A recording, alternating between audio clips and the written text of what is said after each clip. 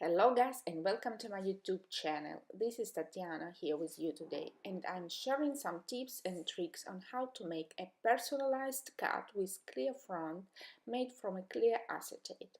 So first of all, you see me scoring a regular size A2 card base and trimming one additional panel of the same size.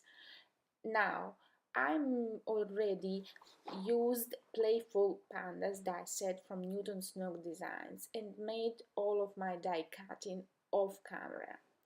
I also used essential alphabets dies and die cut twice the latest I needed for this project.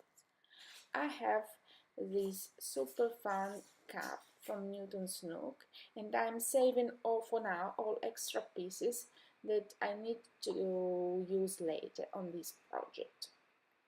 With Sky Bodies die set, I started working on the background. I die cut twice from the top and bottom part, the cloud line. Now I'm taking the additional rectangle I've prepared before, aligning it with the die cutting already made on the cut front and die cutting once more two skylines, one from the top part and the other from the bottom part of this panel. I forgot to mention that I'm working today on Neenah Solar White paper. I use it both for my cut base, all the stamping and die cutting. I started aligning all the die cuts and now I'm taking clear acetate that Newton Nook Designs carries in their shops. This acetate, as you may see, comes with a protective blue film which needs to be removed before using it.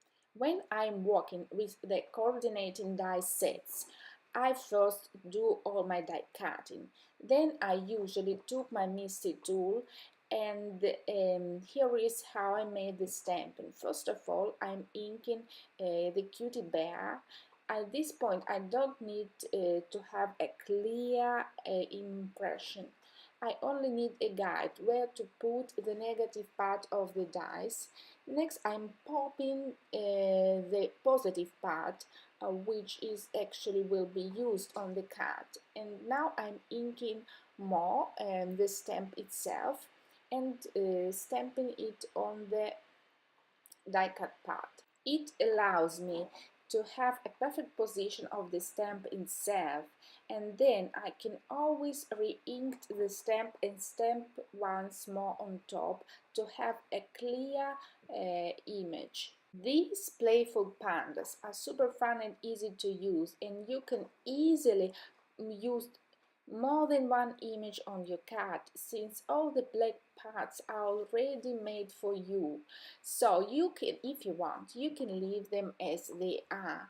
Now here I'm taking my Copic markers since I decided to make a little shading. First of all, I colored their paws with a light pink color. Next, I'm taking warm grays markers, which is W00, W1 and W3.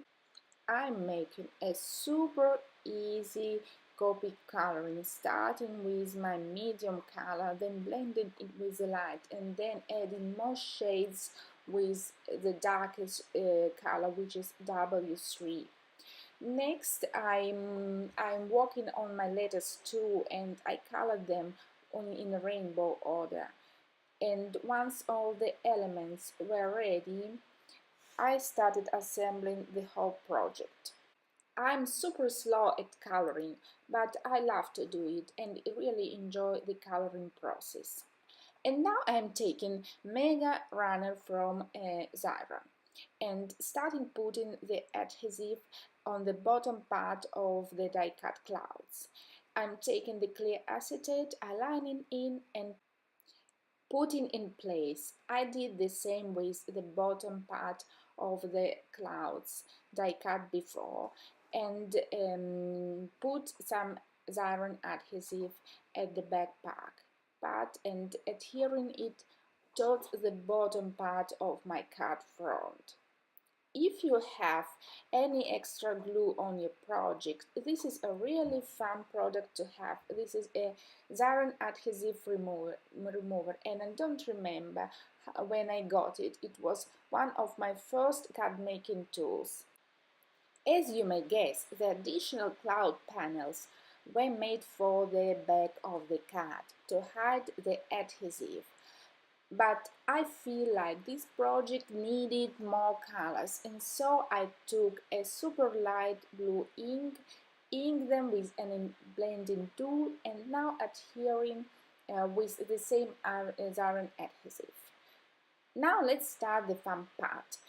Today I use for the first time and play with sticker maker. This sticker maker is 3 inches wide. I've already have the old Xyron one with 1.5 inches wide, but I feel like some images were not going through. They were too large to put the adhesive on the back part. This sticker maker makes a really strong adhesive, but before releasing the clear paper on top, you should to pick something sharp and come through all the borders and lines. That will assure you that you're not having the adhesive all around your images. Now I'm peeling the release paper and finish to have a super strong adhesive that will be put on the card front. I already experimented with adhering the paper to the clear acetate and had bad results.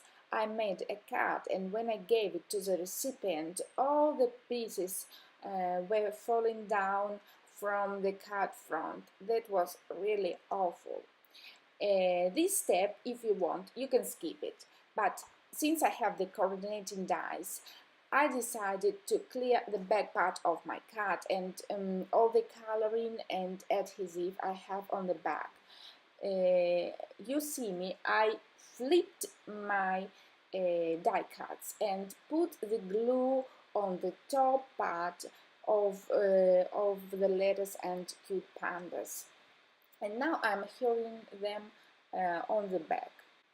I wish to give the impression that the cutie pandas are holding the balloons in their paws. So first of all, I prepared 3 super tiny balls from a baking twine, and now I'm adhering them with multimedia matte adhesive since it dries clean and clear and matte. Now I'm taking micropen and drawing by hand the strings. uh, you you can use any medium, any pen that will allow you to draw on the clear acetate, and once dry becomes permanent. Here we have the finished card. I think it turned out very nice and cute. Thanks so much for stopping by, and hold on for next videos. Bye!